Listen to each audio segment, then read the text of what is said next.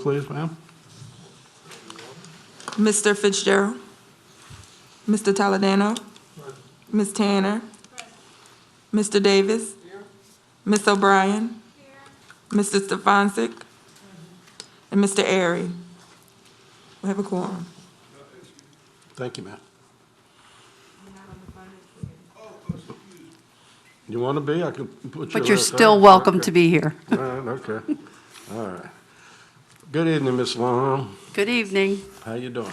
Doing well. Okay. Thank you for having us. Oh, well, thank you for your time, and as you normally do for us, and the floor is yours, ma'am. Yes, sir. So tonight's Finance Committee meeting is to do an overview of the budget and give you an opportunity as a council to ask questions to the administration and to the directors that are here. First, I want to start with introducing my staff who works on the budget. Annie Perkins is right here at the front table. She is the Assistant Director of Finance. She's been with the parish about 8 years. And Natalie Laperouse is a budget analyst, and she's been with us about 4 years. So I really appreciate everything they do and the support from the council that allows us to have the staff that we need to put together a good document. Okay, so I thought one of the first things I might talk about the budget, the operating and capital budget, is we get some questions sometimes, where is this? So I wanted to tell you a couple items that are not in the budget. So one of those items is all the grant funding. So the budget for grants, as you know, are awarded to the parish. We submit them to you on a monthly basis when we get those awards. So we will give you a budget ordinance, and then at the beginning of each year, any remaining funds, we will do a rollover ordinance to budget anything that's remaining into the next year. So that's why you don't see them in this budget document. And the reason for that is a lot of them come on state fiscal year, which starts in July, some on the federal fiscal year in October, and some are project-based, which are for multiple years. So we want to get them, I guess, budgeted as soon as we get the awards rather than waiting on an annual basis. The other item that's not in here, we get this question too, is capital budgets that you have already adopted in a prior ordinance. So we do not come to you and reauthorize those projects. Once they're budgeted, they are, the budget is there until they're accomplished. Let me ask you a question about that, Sure. if you don't mind. So once a budget is adopted and put in the ordinance, it's just considered ready to go and will be moved on, and that's why it's not put in the next budget. Is that correct? Right. So in the charter, it details capital budgets do not lapse at the end of each year, Gotcha. whereas operating budgets do. Gotcha. So, Thank you, ma'am. sure. So first, for some people are new, so I thought I would go through the format of the budget because it is quite large. So before you is the budget book, and it begins, in case you haven't noticed it, the very first thing before any tab is a table of contents. So hopefully... Excuse me, Leslie. Mr. Toledano, do you have your second book? Did they print you another book, or did you find yours? I think Natalie might have Okay. No. Natalie might have a book that he could use tonight. No, I was kidding him. He lost his budget, we printed one. But Well, I'll tell anyway, you, go- I've got, Or you go Mr. ahead. Davis? y'all could all be jealous of my book. Yeah, sure. It was too heavy? Thank you, Nana.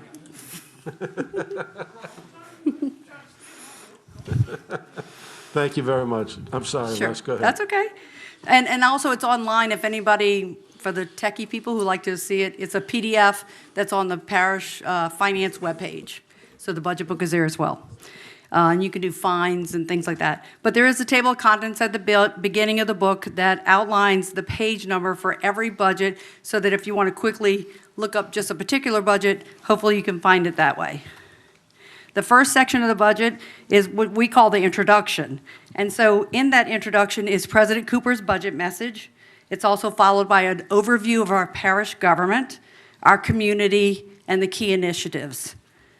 We also include in that our financial policies, and that's where you're going to find information about the minimum fund balance policy for each of the funds. And our operating budget begins with the ordinance in the first section that we have here on page 19. So that's the ordinance, and it is based on fund accounting. So it covers revenue expenditures for the general fund, 27 special revenue funds, and they're special revenue funds because the funding source is dedicated by either a tax proposition or some other legal instrument. We have 4 debt service funds, 8 internal service funds, and we use the internal service funds for the operating expenses related to our parish buildings. And then 2 enterprise funds, which are for the business type activity, which will be for Tammany Utilities and the Department of Development. The budgets fund 22 departments and 15 agencies. So if you will, please turn to the 3rd tab, page 30. So this is a summary. This table summarizes the operating and capital budget. And as I just talked to you about the types of funds we have, those are the columns going across: general, special revenue, debt service, internal service, enterprise, and then total operating, total capital, and then total for both. The first half of the schedule discusses the revenues, or the sources of funds that we have coming into the parish. So we have property taxes, sales taxes, licenses and permits, and then fees for services. Like your charges for services, that's where you're going to see Tammany Utilities, user service fees and things like that. So the total revenue in the top section is $120 million, 120.6. And if you go up to line 2, $24 million of that is for what we call pass-through funds. So those are the property taxes that are dedicated for the library system, the coroner's office, the Council on Aging, and Stark. These are taxes that you levy on behalf of those agencies, and then we transfer to them for their expenditure. And Thursday night, those agencies will be here to see you if you have any questions. But we have detailed budgets that they provided to us on page 176 through 190. There's a little section in the back called Pass-Through Agencies, so you'll find it there. So now the bottom half of this schedule, of course, is referring to our expenditures, which is the $124.5 million. Now, of this, the largest of our expenditures, and that breaks down, the 124 breaks down to 109 or 110 in operating and 15 in capital. And if you'll see, the largest of our expenditures is for, as we always say, our greatest asset, our employees, our salaries and benefits of $42 million. And that funds 765 budgeted positions, 531 in the parish departments, and 234 in the state-mandated agencies. Another one of the expenditure line items that I wanted to bring to your attention was debt, for debt service. We have debt service on 7 bonds, and it totals $10 million for 2021. And there is a table in the supplemental schedules, and that is back on page 222, if you want to look at that for a second. So on page 222, if you're interested, that'll list all the bonds that we have outstanding. And they total $102 million, $59 million for Sales Tax District 3.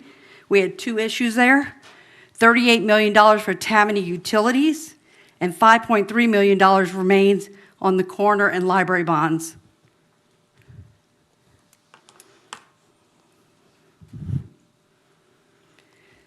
Now I'm going to refer back again to page 30, which was the summary budget, for operating and capital. And you'll see in the second to last column is what's called the capital funds. And that's what we gave you a capital ordinance on. So in there's a total of, I think it was 15 million, but $15 million, in the last column, the proposed budget, $15 million, 14.8. And of that, 2.5 is for the purchase of equipment for the Department of Public Works and Tammany Utilities, and $12 million covers 64 infrastructure projects.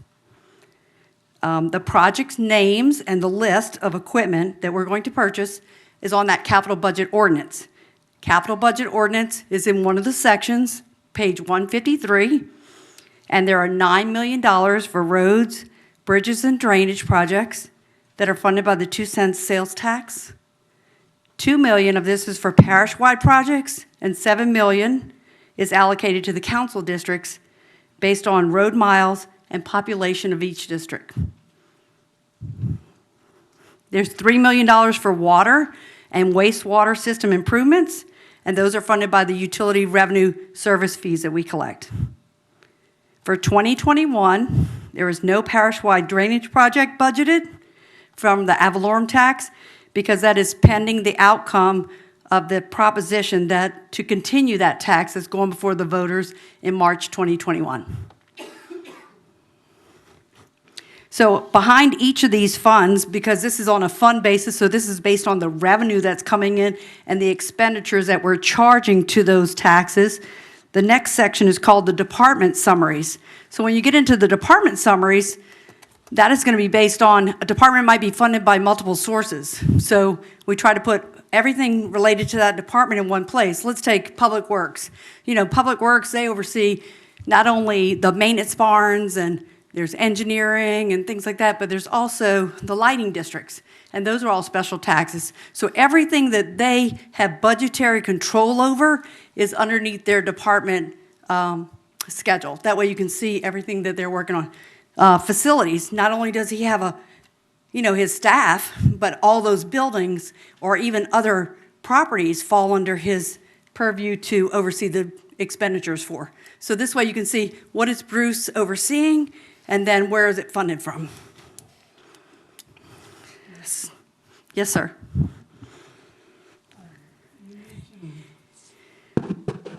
You mentioned the ad valorem taxes, and I wanted to make sure that we understand the one we're going out for renewal is it like the 2 cent or 1.9 cent ad valorem tax? It's certainly not the sales tax. Not a sales tax, it's a property tax. And this year, when you levied millages, we levied the rollback millage of 1.69 mils. And Okay. it's called like drainage maintenance. It's a parish-wide tax, and the purpose is fairly wide, everything from bulkheading to canals and channels and drainage maintenance. A lot of that right now, or has been spent for, we do have some expenditures budgeted this year for pond maintenance and pumping stations that we have. So those are still budgeted there, just operations, but not we usually send about 3 million or more to capital for a large project. But so we did not budget anything for a capital project out of that fund until we know So whether or not it's going to continue. That is available for other capital projects. I mean, outside of the ones that we fund in the sales tax 3. Yes, sir. Okay. So on page 105, we were talking about the department summaries. So you can see that the schedule is a summary of the operating expenditures for each department, and we group them by type.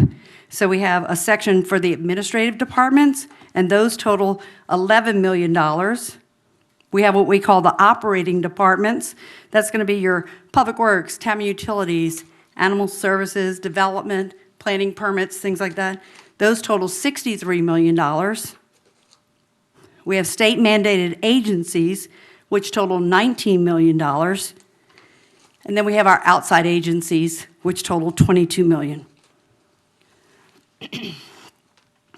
So with regard to the state mandated agencies, which we talk about a lot, especially now from our general fund, that is going to include the operating costs of the offices, the courtrooms at the Justice Center in Covington, as well as the satellite offices, which several of the agencies have in Slidell. It includes salary and benefits for the 22nd JDC staff, the district attorney staff, and several registered voter employees. Included in state mandated costs is the constables, JPs, City Court of East St. Tammany, and the Department of Veteran Affairs. And lastly, it's going to include the reimbursement to the sheriff for the operating costs of the jail and for feeding and keeping of parish prisoners. So you can see the total is $115 million. One of the things that we were talking about, the state mandated costs, or even those costs, we were talking about how do we fund those? Well, we're funding them from a couple sources. One, we have the recurring revenue that comes into the general fund of about $11.4 million. And I say 11.4, even though on the ordinance, you'll see it's 12.4. Well, there are some costs for parish government, which we cannot allocate anywhere. So it's about $457,000 of parish departments. We also have facilities, which I'll go into in a minute, that we don't have a dedicated funding source for, that we're funding as well. Yeah. So anyway, the costs for the state mandated are being funded. We talked about how they're about $19 million. 11.4 comes from the general fund recurring revenue, 2.4 million from the public health ad valorem tax that is being used to fund jail medical costs for parish prisoners, $2.8 million of a Justice Center sales tax fund balance. That's what we have left. The levy ended in 2018, but we've been using those funds to pay for the operation of those offices and courtrooms, and this will be the, we're gonna exhaust all funds in the Justice Center operating account. And then $3.1 million from our general fund balance. That's what makes up the difference. So if we can go back now to page 19, I'm going to go back to the ordinance, which is before you for adoption in December.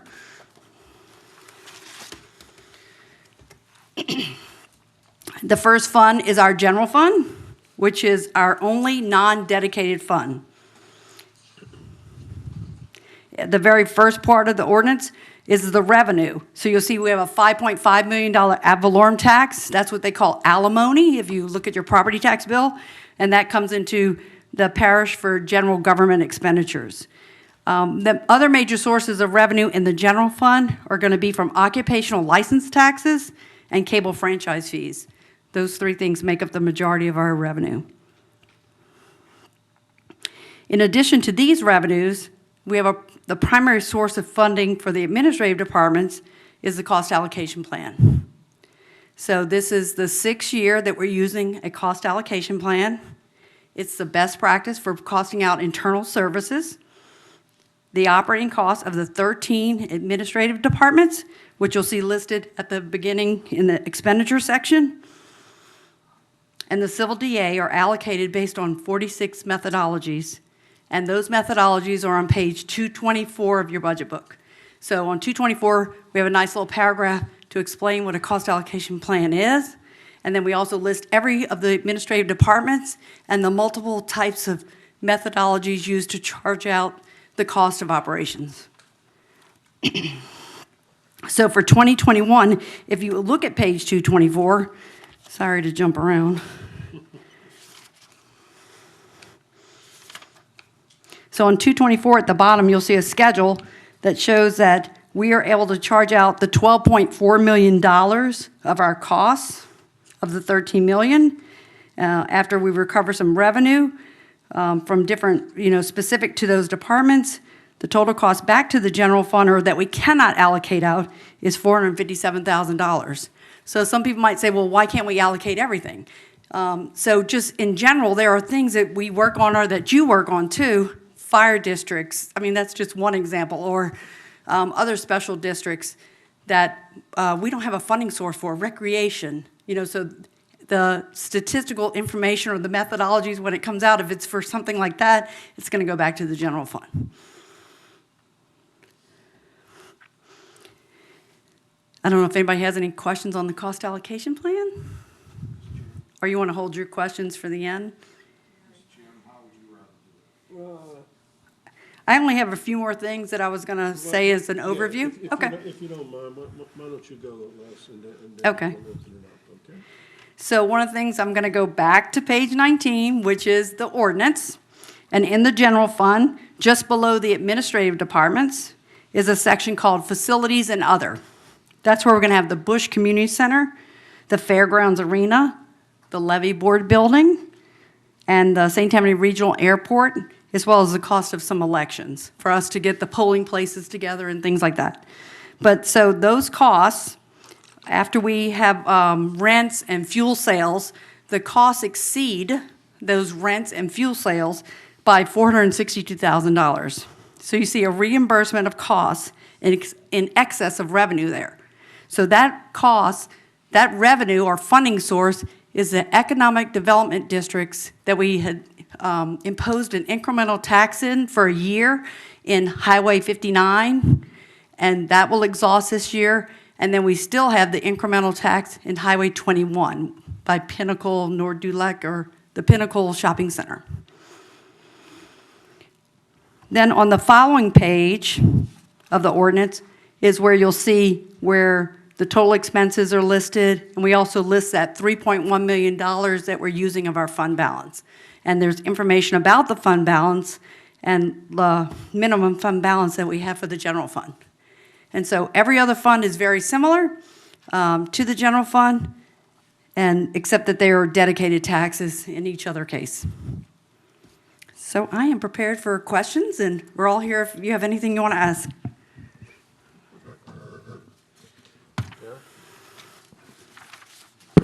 Thank you, Mr. Chairman.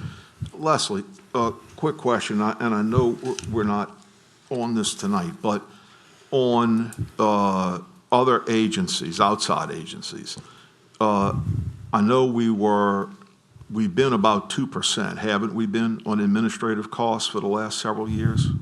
So I know because we researched the one for the coroner's Yes, office, and yes. some of the others might be, they're all going to vary. But for the coroner's office, I had Natalie take a look at a couple years, and the cost allocation plan charges for administration were just under 2%.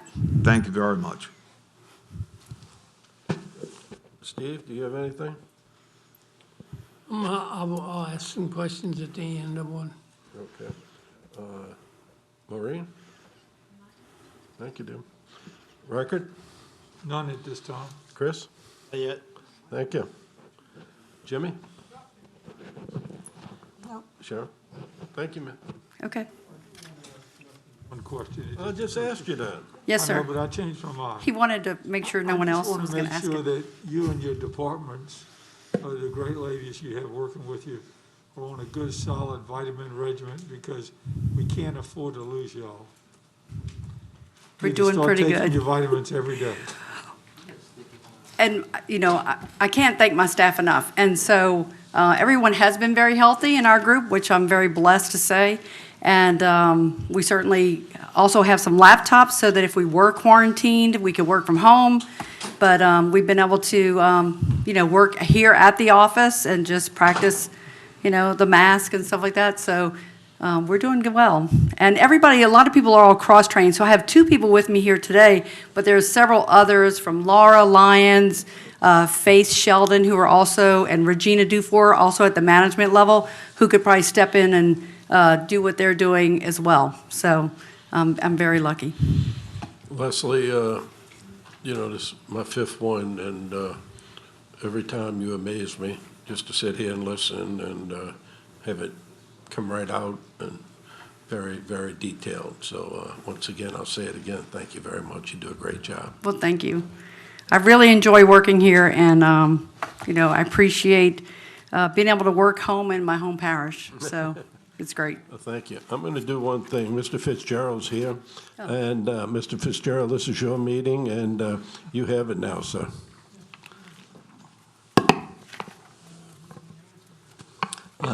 Yes, good afternoon, good evening. What's our next agenda item at this point in time? I think Mr. Steve had some questions. And we did an overview, and I will share with you, you know, the overview that I did Perfect. after the meeting or tomorrow or something like that. Yeah, late at my own meeting is not That's my, okay. it's not my brightest moment here. Go ahead, Councilman Stefanski. Yes, Leslie, we had talked back a while back on the enterprise fund, Yes, sir.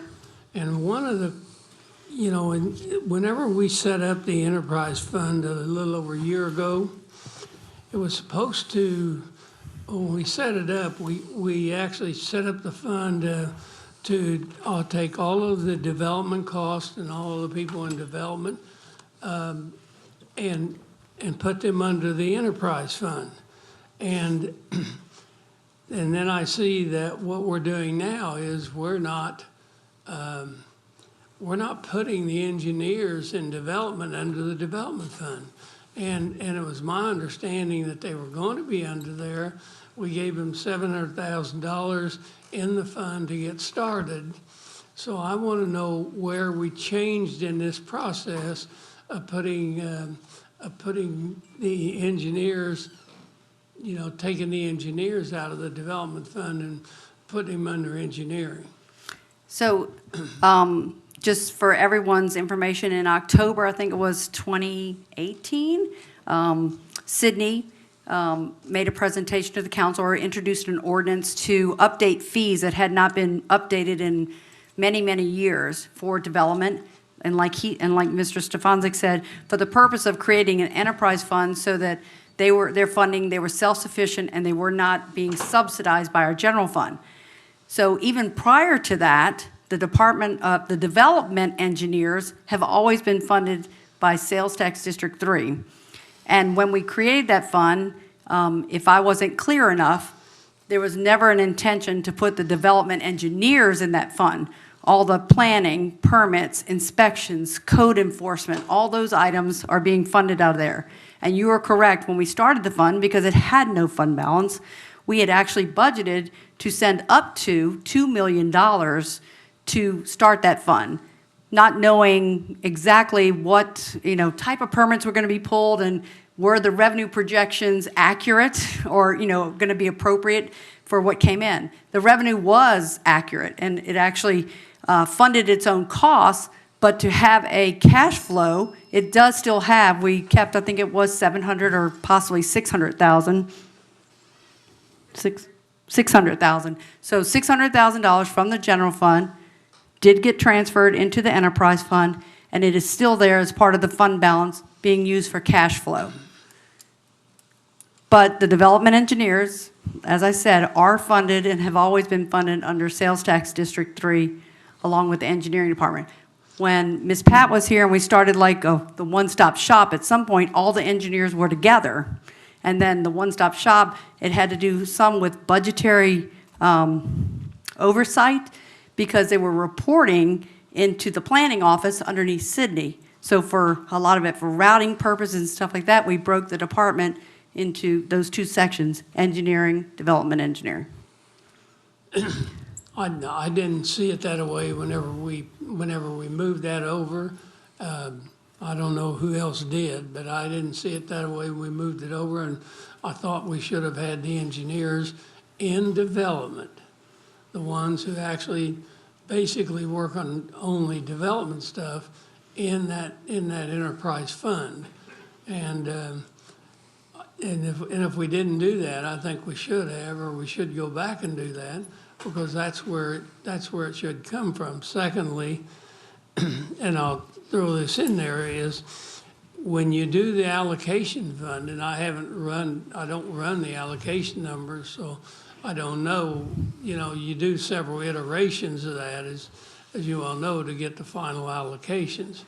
I look at the allocation funding, and I'm not sure that we're not getting hit more in the sales tax area with the allocation funding, because those engineers are being charged to engineering under public works and not under development. And so that's where I'm having a little bit of problem with what we're doing there. So one of the things that, I'm glad you brought that up, because I would like to explain something about the cost allocation plan charges as well. So in addition to when you look at the cost allocation plan charges charged to, let's just say, Public Works, one of the things that there's a couple things to keep in mind. So there's a lot of costs that, for example, in technology, that is not just for support staff and stuff like that. All the phone systems, all the internet charges, everything like that all runs through the technology budget.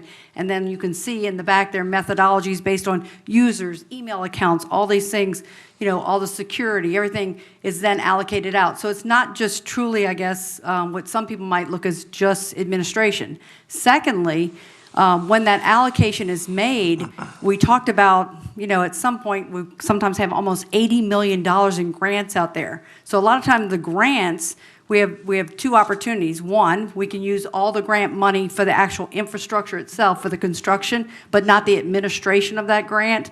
And I'm not talking about for the grants office, but for the procurement, for the finance, for the legal contracts, those things associated with those grants. What we say is, well, what is their home? What is the purpose of the grant? Are we building road infrastructure? Are we building drainage infrastructure? And if that's the case, then the expenses or the cost allocation plan charges associated with those grants are then billed to the sales tax District 3 as an example, if it were roads and drainage. So, and we have that broken out, and, so we know how much of the cost allocation plan charges are relative to their general operations, also all their capital projects. So, depending on the volume of capital projects being done each year, we don't charge the capital funds for the administration. It comes as part of the cost allocation plan fund, anyway, the charges to the base account, sales tax District 3. So sales tax District 3, those cost allocation plan charges cover not only operating, capital, and grants related to that purpose, to the same purpose. With your discussion of that, I would then go back and say, if there is a grant that comes in and it supports development,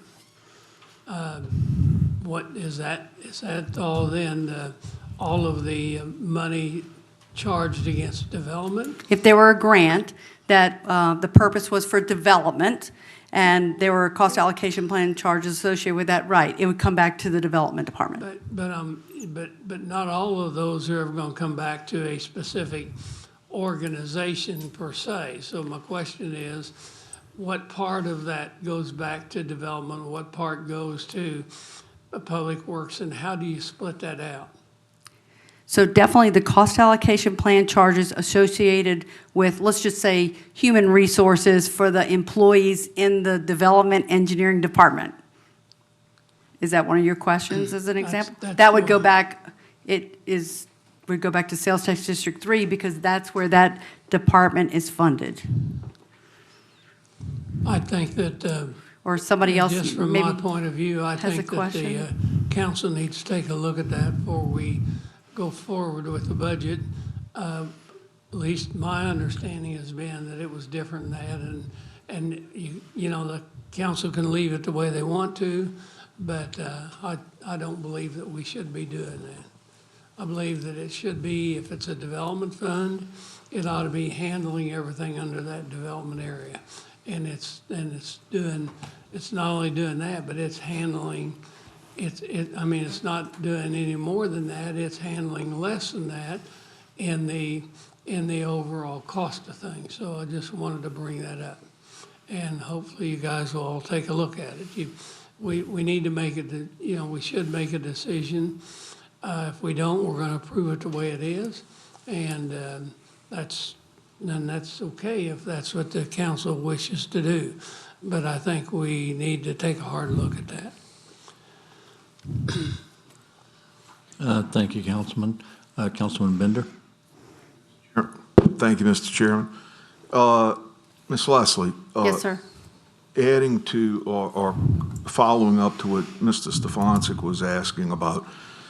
So as an example, let's just say that we had grant funds and a particular grant was going to be allocated for the extension of the Tammany Trace.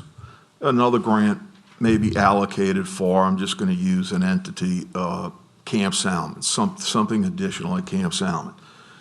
So those two entities, I think you would agree, and it's a question coming from this. Neither of those are public works projects, okay? In other words, Public Works is not going to do the Tammany extension, and they're not going to do the development grant for Camp Salmon, all right?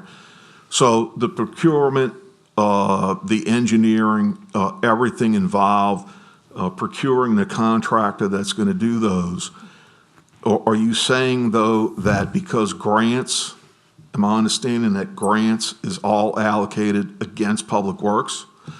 Excuse me, against Sales Tax District 3? No, I'm sorry. So there's two allocations being made. One, the grants department, they actually do timesheets and things like that as to Okay. what projects they're working on. And if they're working on a Camp Salmon grant, then that's where their time is allocated. Additionally, if a purchase order, a contract, invoices are being paid for Camp Salmon, then that is accumulated and identified as a cost of Camp Salmon. So that would be charged to Camp Salmon, as well as a lot of facilities maintenance charges go to Camp Salmon through the cost allocation plan because they oversee that facility as well. Okay. So they're not being charged as Sales Tax District 3. But I do want to be clear with regard to the Tammany Trace, not the Kids Connection, not the playgrounds, things like that, but the Trace itself is funded in Sales Tax District 3. It is a road, I think if I'm using the word correctly. It is used as an evacuation route, and it has a parish ID for a road, Okay, so. for the maintenance of it, not for the patrollers or things like that, but the road itself. So I just want to make sure Okay. that example, the Tammany Trace, but had you given an example, Safe Haven, or one of the grants, like elevation grants, those things are not, they're not for roads or drainage or bridges infrastructure or things like that. So those costs associated with those type of projects would not go to Sales Tax District 3. They're going to go to wherever their, I call it their home department. So if they're public health related, it'll go to public health. If it's animal services related, it'll go there. And there's a lot of projects, especially I think with some of the elevations, some of that goes back to the general fund. Okay, so let me quickly follow up, and we'll use Camp Salmon, okay? Yes, And sir. as you said, that is under Bruce, who's the head of facilities maintenance, okay? But let's say a grant, I'm trying to get clear on Mr. Stefansik's comments. Say the grant, are you saying that the grants department, their costs would go against the value of the total grant? So let's say the grant was worth $300,000, and the grants department's administrative allocation, okay, was $10,000 on that grant.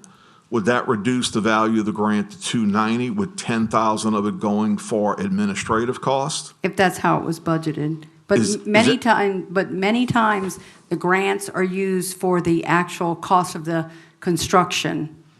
That's And in this just like case- something that, I mean, that goes back to, Kevin's not here, so I'll go back to Kevin Davis. Yeah. You know, is that was one of the things that, from an administrative standpoint, that the administration would fund and use all the grant money toward the actual cost of either construction or, you know, or the program itself, if it was for low-income assistance, things like that. So, So but in there that are, case, Jean's department grants, that administrative cost would then be allocated to facilities maintenance.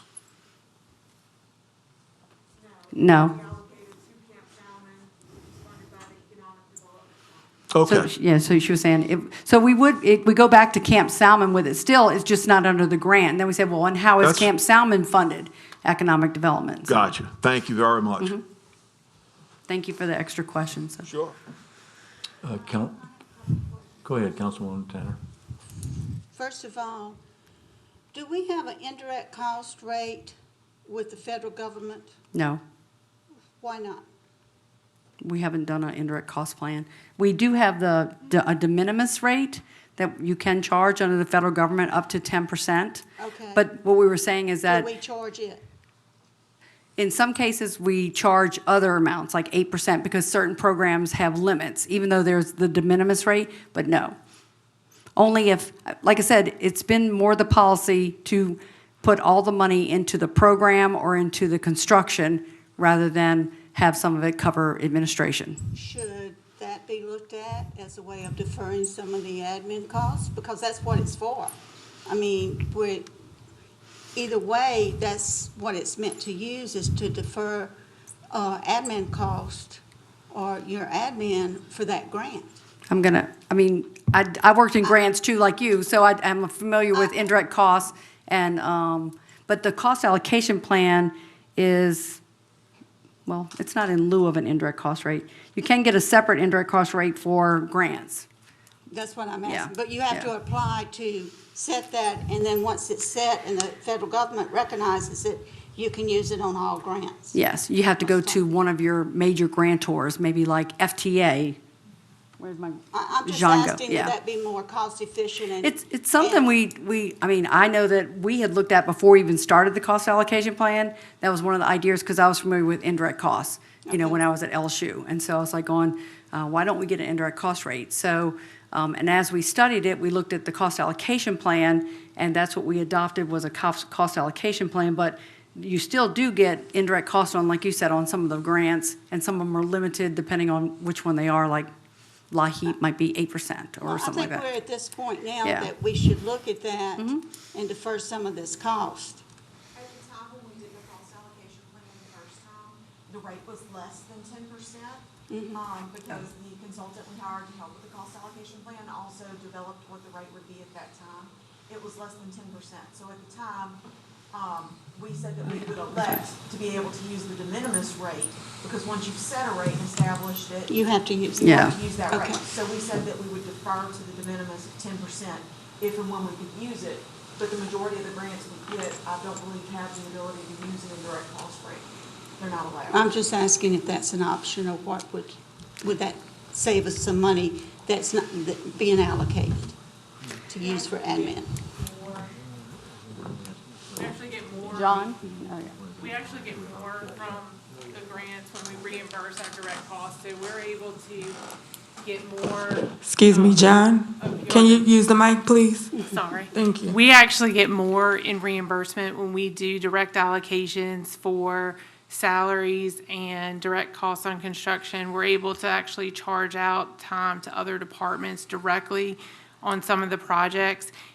There are, I think the cost allocation plan that Leslie was explaining earlier, there's a very small portion of my budget, which is mostly my overhead, which is like copies, rent, phones, and there's a handful of my employees that are not directly charged to a grant. So those individuals and the projects that they're working on are prorated based on the projects and the grants that they go into. It's a smaller number than you would get, because the majority of them are direct charges. Okay. And so I think when, I did meet with the consultant too. I think we're actually getting more when we're doing it this way than we would because of the different granting agencies, but we could look at it again. I just want to make sure that we're using any available money. Oh, absolutely. And when Okay. we apply for grants, we absolutely put in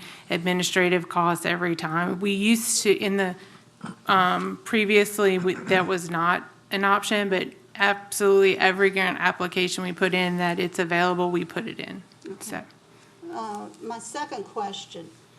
Is it possible to do a time sheet allocation for engineering, the engineering people, personnel, to see exactly what they're working on, and if some of this could be switched to the enterprise fund, or if it's being allocated, which is better? I Yes. guess what So I'm right now, saying- for sure, if an engineer works on a project that is grant funded, like Jean is talking about, they're turning in timesheets related to specific time, and then we go to the HR, she gets the hourly rate, the benefit rate, and we charge that out.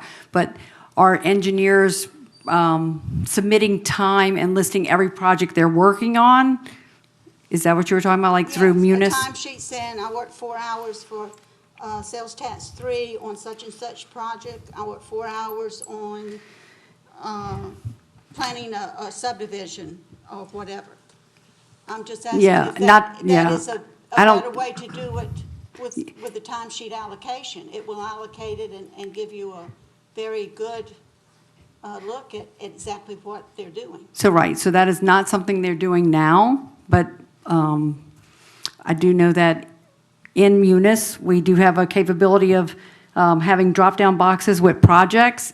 I can only tell you that if it were, I see what you're saying, if it was only two things, but we probably have Well, 500-600 projects. I'm giving So I'm just trying to, things. yeah, you're trying to give me, like I said, ideas of way Even to, if it's to the department, even if Yeah. it's to sales tax 3. versus or to development, you mean? Development, I mean, something in there to even track for a period of time to show that we are charging An appropriate percentage. appropriate. Yeah.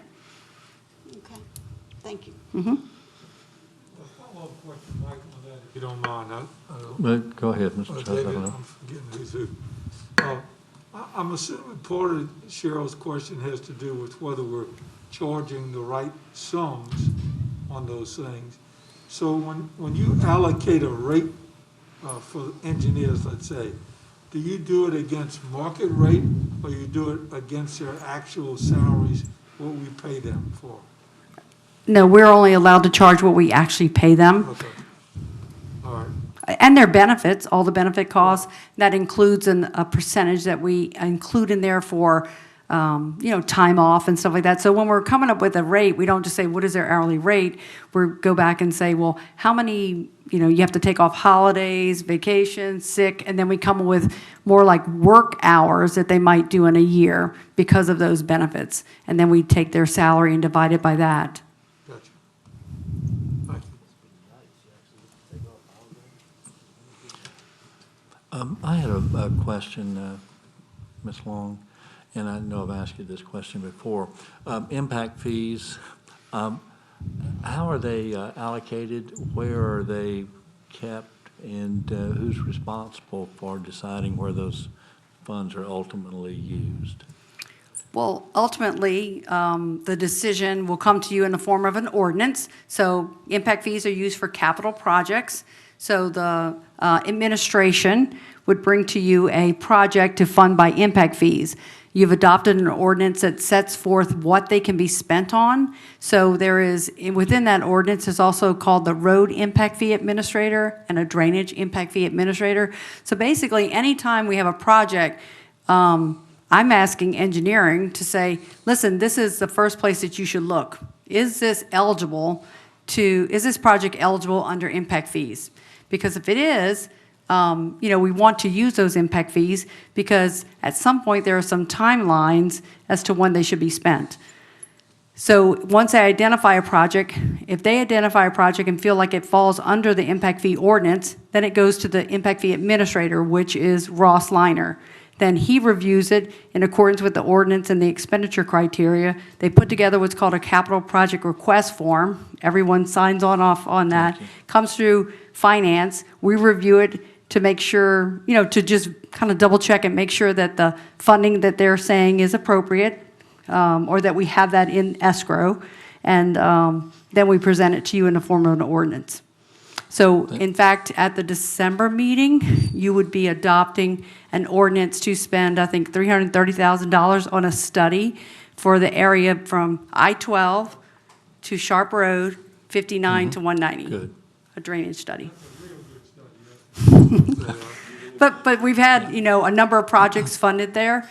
And we did talk about, you had asked for, I think, in Mr. Lorino's list of questions, like a report on that, and that's something that we're going to be bringing to you. That would go back, just to remind everybody, mandatory impact fees started in 2005, and there was a study done by Duncan and Associates. And then in 2013, they had to go back and do the study again and update the rates. All of them went down with the exception of one, like mobile homes or something. But anyway, so all the rates went down from around 30-something hundred to about $2,000 on a residential, single-family residential.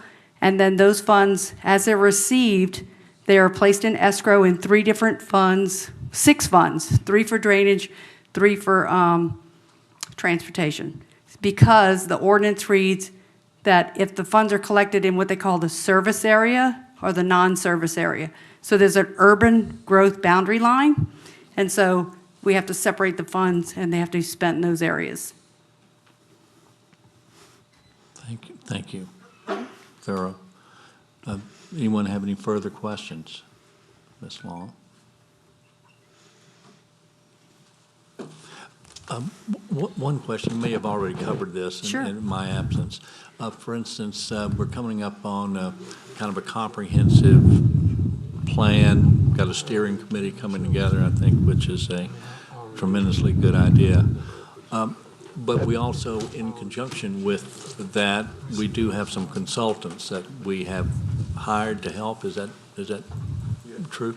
Yes, sir. And that process, I know everyone, I think, generally knows the process, but could you give a quick look at how we hire the consultants and decide on what they're worth? Those consultants, are working under the development department, under Mr. Liner, and I think he explained at the last council meeting. He did. What we have in our procurement system is a process by which annually we put out a call for request for qualifications and for all sorts of disciplines. And so all those request for qualification application packets come in, and we have very large evaluation teams. And, there's probably hundreds of qualifications that are coming forth, and they are all scored. And I haven't been on the team in a couple of years, but a couple of years ago when this first started under Gina Campo, and it was something that that staff went and looked at what Jefferson Parish was doing. But anyway, so they're scored, and anyone who scores above a certain level, I can't remember if it's 75 or 80, is considered qualified. Oh, Tony's here? Oh, and yeah, Tony, would you prefer to come today? Okay. That'd be great. This really falls under Tony, so like I said, I've done it because I've scored people, but it's what Tony does every day, so. Sure. I'll be happy to. Thank you, sir. Thank you. So Leslie's on point. It's basically, we do a statement of qualifications on an annualized basis, saying for the various disciplines to submit their qualification packages. Various firms, we average about 115 to 185 every time we do that. We ask each department and various disciplines within the departments to evaluate those responses.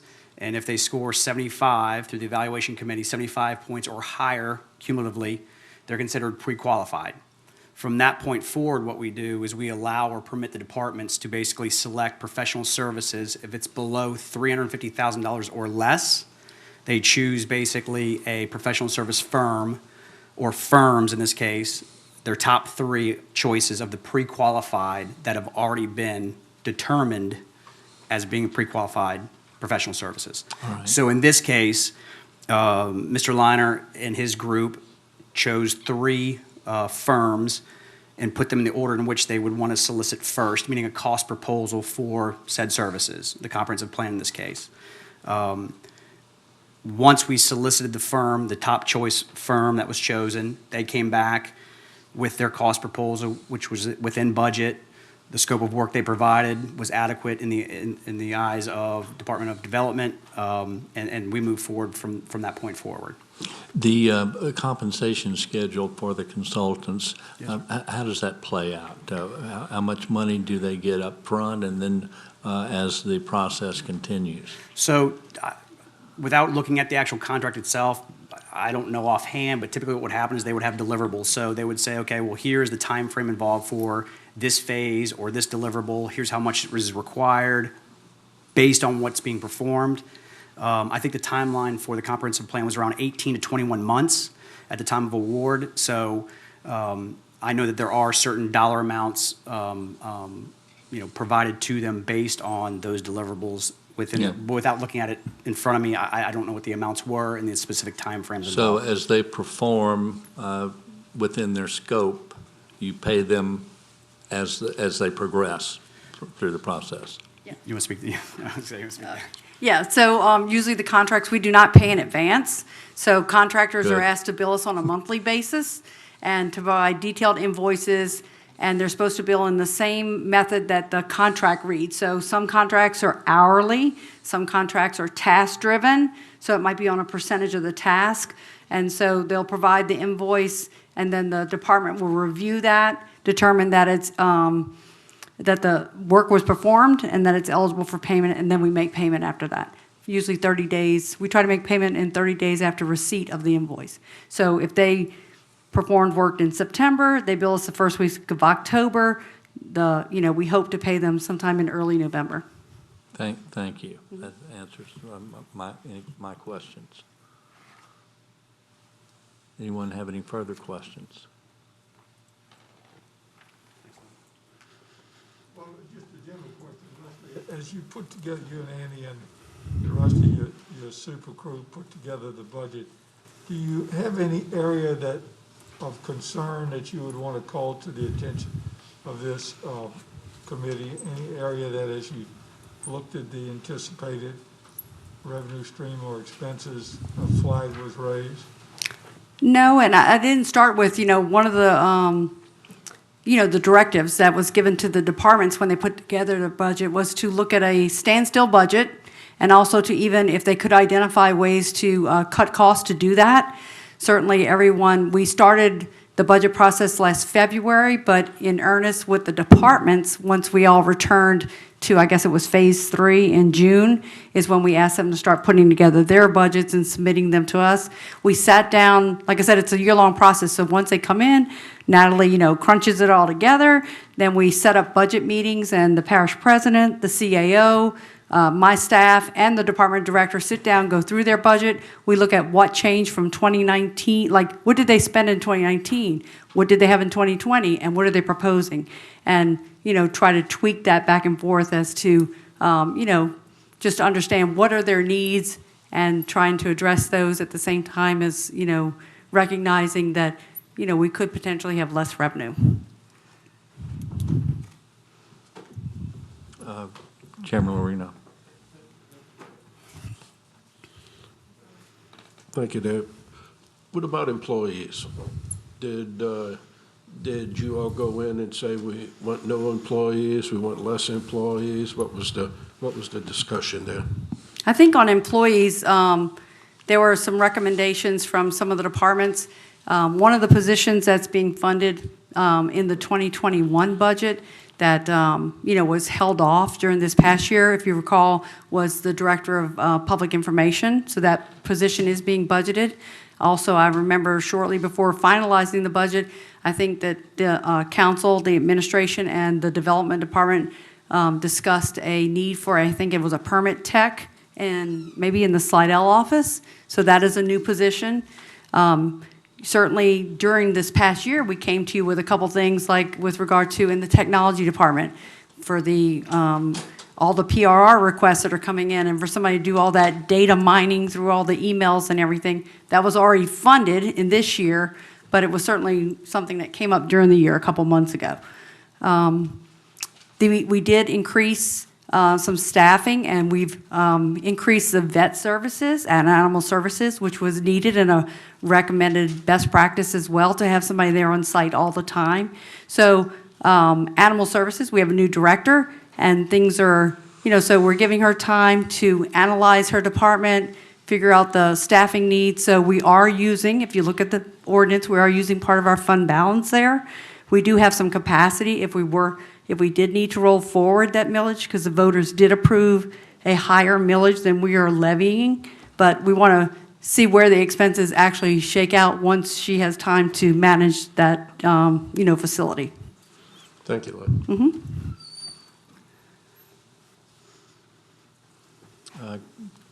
Councilman Davis. Yes, Leslie? I have a question. In the capital budget for 2021, which department has the highest percentage increase from 2020 to 2021? For the capital budget? Yes. The primary items in the capital budget are the district road projects. Yeah.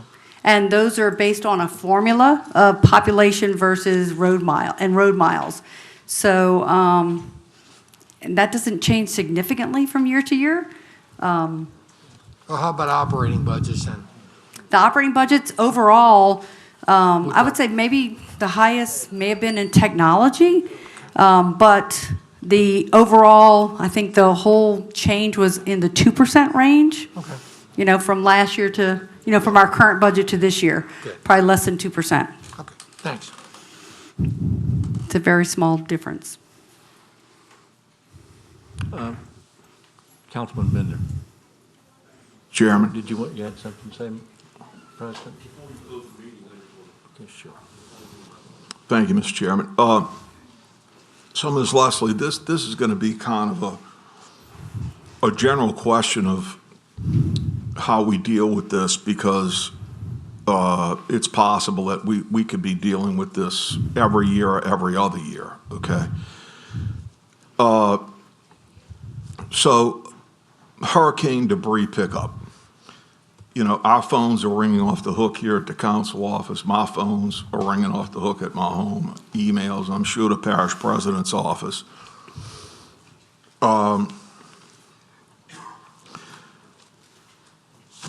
Wasn't there an emergency declaration? I mean, do we have in place, I guess my question is, do we have in place a contract through FEMA to be able to determine once we get hit with a national disaster, okay, a natural disaster?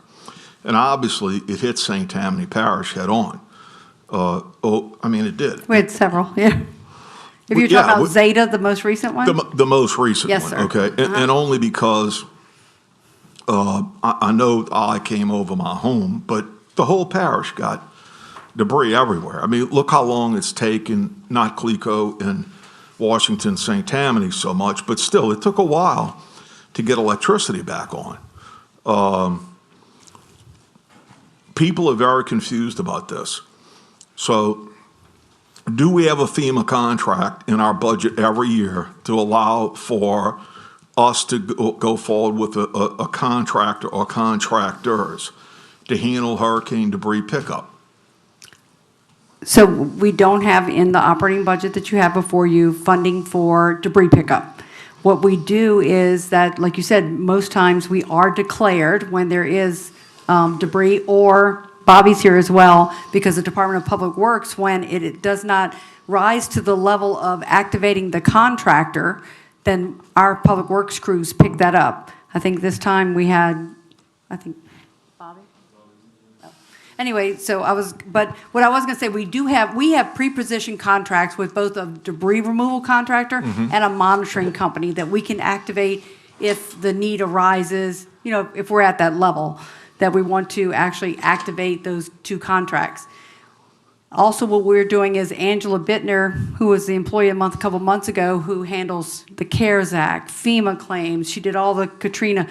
We're working today with trying to get a declaration for the debris part. We have the declaration for emergency protective measures or for emergency response already for this storm, but we're trying to meet that. There's a $900,000 threshold for the whole parish, and we're talking to all the different agencies within the parish. Clarence has been working on that, Angela, trying to get information from each of those municipalities, every fire district. We're like, hey, everybody tell us what you spent, because if we can come together and have an expenditure of about $900,000, we will be declared, and then it'd probably be 75% reimbursement that you can get from FEMA for your expenditures. Okay, and I thank you for that, but let me ask this, though. So, both in the city of Slidell and unincorporated St. Tammany in the east, I mean, we still have quite a lot of tree debris, either trees that fell and have been cut up by the homeowner, whatever. They hired somebody to come in. I've seen heavy equipment around that's not parish or city related. And there's a lot of debris sitting out. And in some cases, unfortunately, some people are actually putting the tree limbs and everything into their ditches. Yeah. Okay? So my question is, though, when we get something of this magnitude, like a Category 2 that does a direct hit on St. Tammany, we have to pick this up ourselves until we hit a level of $900,000? Because I tell you what, I don't know how. I mean, Public Works is great. I don't know how Public Works can possibly pick up this whole parish. I'm going to let Bobby speak to that, but if we, as a parish government, had probably a $900,000 debris issue, we would probably activate our contract. Now, 900,000 is for all agencies. Ours was very small as compared to, I think the city of Slidell certainly has much more debris than we have. And I'm going to let Bobby talk some, because she's been working with either FEMA, the Corps of Engineers, who comes out and does a review of the debris calculations that we make as a parish, and then they have to check that before and report that to, I think it is to GOSEP. Okay. They do, and they went out, they came and talked with us, they inspected last week, and they told us this is not, doesn't rise to the amount that you would normally meet for a claim. One thing that we're missing is that there's no C&D, and that seems to really change the complexion, because that is real damage to, infrastructure, homeowners. So it's a little bit different. We are tracking all the debris, and as Angela said, as Leslie said, Angela is looking at that declaration all, and if we can recoup some cost, we will on our labor and stuff, but this really hasn't been the type of storm. I know it's been frustrating for everybody, but the time period that we've managed a lot of this debris, and I mean lots of debris, has been a really short time period based on other years. So I think everybody's a little bit on edge, and not as, maybe not feeling as patient with us to respond, but I can tell you everybody's heart is in it. We've really tried to get out, and it seems like most of the residents want to be acknowledged, and I've tried to do that personally by sending emails to them when I see them, and I know our crews are really friendly with them, and saying sorry it took us so long or whatever, but I think we're really doing a great response. I apologize for everybody's delay. No, We appreciate your patience. Let me just follow up, Mr. Chairman, if I could briefly. Go ahead. Chair. Thank you. And let me say, I'm just realizing, I'm thinking of Greater Slidell as all of St. Tammany Parish. And I do realize that the amount of debris that I see in unincorporated St. Tammany over in our areas, in Lacombe, I'm sure with Jimmy, and even parts of Ms. Cheryl's district, up in the rural area there to the east, there's a lot of debris, okay? I'm simply was saying, I don't see how Public Works would handle it, not because they're not good, but because of the overwhelming amount of it. But no one has called me with any complaints towards Public Works at all. It's simply a question of, do we know, the avenue that's going to be taken? Is it going to be a contractor? Is it going to be Public Works, et cetera? And one other thing, while we're on it, if you don't mind, Mr. Chairman, since we have legal here, on a natural disaster like in Hurricane Katrina, and we have them in the east and the west, a couple of the gated subdivisions have been told that no, because they're gated, that they would not be able to have debris pickup. However, in Katrina, everybody got debris pickup because it's a natural disaster. I mean, gated communities, just my opinion, okay, we don't do roads and sidewalks because the public doesn't have access to it. But in the case of a natural disaster, okay, no matter whose district it's in with a gated subdivision, I don't see how those people can be left out. I really don't. And I'd just like legal, if you could, you have any views on that? I can look into it. Please research that if you don't mind. I don't know if the administration has an opinion on that, but Mr. Bender, that did happen in the past when we had the magnitude storm like the Katrina, Yeah. or I think even the last one was maybe Isaac, and there was an agreement written between those property owners, private subdivisions. We consider those private property. So that arrangement really does have to be made at the administrative level and the legal level, an actual agreement for us to enter private property. okay. Well, Mr. Chairman, Mr. Councilman Fitzgerald and our vice chairman and bigger chairman, I think legal looking into this might be helpful to us because it is difficult to try to explain to homeowners, you know, that the same hurricane that passed over them and passed over everybody else, they have to then go get personal private contractors. That's a little bit difficult to try to explain to people because we're talking about some of these people are elderly, you know, their children live out of town, et cetera. So if everybody's in agreement, could legal research that for us? Sure. Ms. Bobby, thank you for the good comments. Thank you, Ms. Leslie. Councilman Kenulat? Oh, Bob. Yeah, Bob, but so we can't use the damage in the gated communities in the eastern St. Tammany to go towards this $900,000 number you're looking at, is that correct? What is that? Because I think if we could use the damage in the gated communities, we'll get our 900,000. That's the question. Clarence and I, we can ask them tomorrow, because we have a contact at GOSEP that, we actually contacted them on something else today too, to see whether or not that we could include that as well. So we're trying to find, we think we're within close to about $100,000 of the 900 right now. So we are like. Well, I can tell you where it's at. So, I mean, we can make a call tomorrow. I don't know that they'll do that. Like you said, as Mr. Bender said, in Katrina, several weeks after FEMA came out with a declaration or like a policy that allowed for pickup, you know, on those private properties. There wasn't a gate left after Katrina either. Yeah. So What gate's there? nothing was gated, fenced Right. or anything.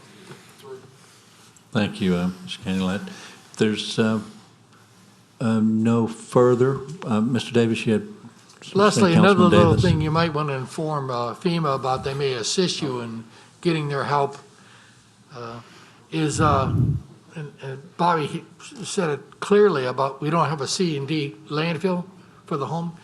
You may want to inform them that since we don't have that, it's going to cost us more to ship it out. That way they can take that in consideration for the total overall cost, maybe. Yeah, they're using. I'm sorry, I might have not been clear, but I said we didn't have the C&D in this storm. It's not really the landfill, it's that we do not have C&D debris. Okay. Almost all of the debris is, well, I've seen no C&D. Oh, so we didn't have any homes or anything? Oh, that's good. Okay. Well, I'm sorry. I was just, No I was flooding. trying to take advantage of the. No flooding and no, that's what I'm saying. That really makes a difference. That really makes a difference in loss. I mean, think about it, you know, home ownership. Your home has been destroyed or damaged or whatever, flooded. A little bit different than, you know, you got tree debris out in your yard that needs cleaning up. Right. So I think that's where FEMA starts kind of looking at it and drawing the line. So I agree with you. Be nice to have some help with it. Yeah, thank All right. you. Thanks, everyone. Thank you. President Cooper, do you have some final remarks? Yes, thank you. Again, I want to thank, as you all have, thank Leslie and her staff for her preparation of the budget with the help of our directors, many of whom are here this evening as we're going through this budget meeting. And thank members of the council for their questions as they've reviewed the budget for 2021. And ask that if you have further questions, please do not hesitate to ask Leslie and her staff, myself, or any of the directors. Will be happy to get you the answers before next month. Thank you all. Thank you. Thanks. This brings to a close our finance and budget meeting. Thank y'all for coming. Okay, Miss, you ready to get started?